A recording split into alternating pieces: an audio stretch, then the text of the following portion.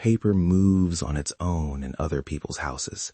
That's what the coordinator told himself the first night.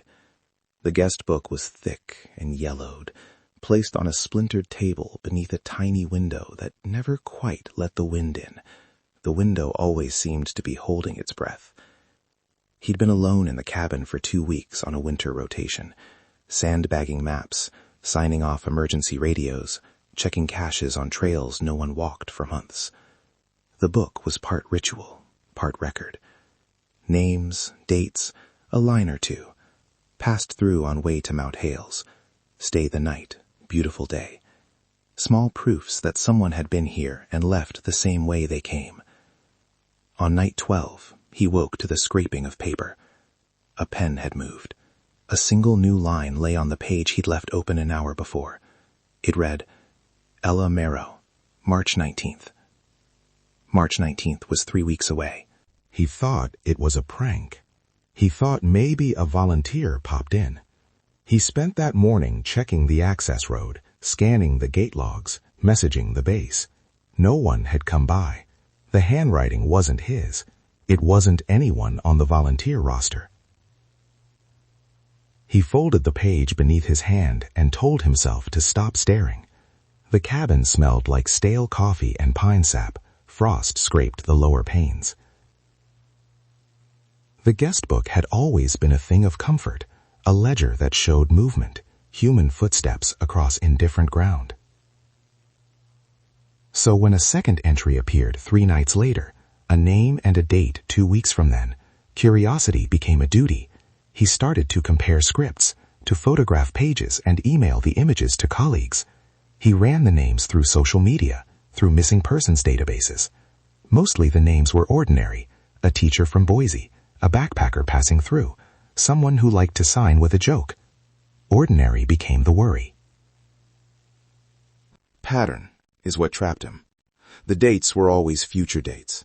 The handwriting varied, but carried a patient, looping cadence that suggested the same hand at different speeds. He started plotting. Entry date versus disappearance window. 2 weeks. 10 days. A name. Then silence in the world. At first it was statistical noise. Then the first disappearance matched exactly 3 days after a name had been written in the book. No posts. No calls. No sightings. Police reports said they could find no trace. The coordinator shared the match with an investigator in a nearby town who leaned back and asked, quietly, "Are you telling me the guest book is predicting vanishings?" He didn't say it publicly. He couldn't. So he kept notes. He marked pages. He learned the guest book's physical oddities. The paper didn't yellow the same way as the other books. The ink sometimes sat on top, glossier than expected, like fresh rain. Rumors collected like dust. Hikers spoke of an old ranger who disappeared in the 80s. Local lodge owners remembered odd visitors who asked about the cabin and then never returned. The book had a name in older sections. Visitors to Halden Cabin, 1979, 1995. Halden wasn't on many maps. But maps are decisions. People are not. Then the book wrote someone he knew. Her first name sat there one morning, looped in a hurried hand, dated a week from that day. He read it 3 times, thinking he'd misread the letters. He called her. She didn't pick up. He texted. No reply. Protocol said don't interfere. Protocol said document and wait for authorities. But protocol is a map that sometimes leads you straight into the woods. He drove down the mountain against the storm. The road that was usually 2 hours stretched into miles of white and doubt. He reached a cell tower that had a patch of signal and left a voicemail. He called her office. He left a message with a friend. He told himself he was doing due diligence. That night, the book added a short line beneath her name. Safe for now. Do not stay. He read it until the letters blurred. This was the moment things changed. He could have walked away. He could have closed the book and thrown it on the fire. Instead, he decided to test it. The test was small and ugly. He chose a name at random, a hiker who told him about a lost dog, and wrote it into the margins with a pencil. Thomas K., March 6th. He expected nothing. He expected his own superstitious shame. He expected maybe a coincidence. What he did not expect was the pen he hadn't touched to slide across the page beside his pencil and write in ink. K. Gone. The sound was a high, thin thing in his chest. He packed a bag and drove to the last spot Thomas had posted from. The trail was empty. The footprints ended at a stone that held a scrap of colored fabric, a ribbon Thomas used to tie his pack. When Thomas failed to return, the county launched a search. Search teams combed streams and gullies, called in trackers, checked cameras. Nothing. The absence was complete. That night, the guest book contained a new line. Thank you. Then, on the following page, a date that read like a threat. March 19, Ella Marrow.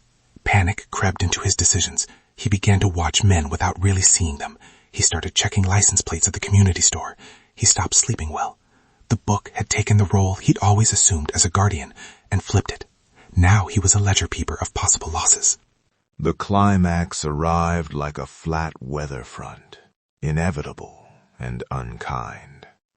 He dug into archives at the county clerk's office, scanning purchase records, old ranger logs, and microfilm from decades of small-town newspapers. He found references to a ledger kept by a caretaker in the 1970s, a book that was said to record visitors and, in whispered margins, warnings. There were notes about people who'd come to Halden to repent, to hide, or to die. One entry, half burned at the edge, mentioned a custom. Record a name, and the land will keep tally.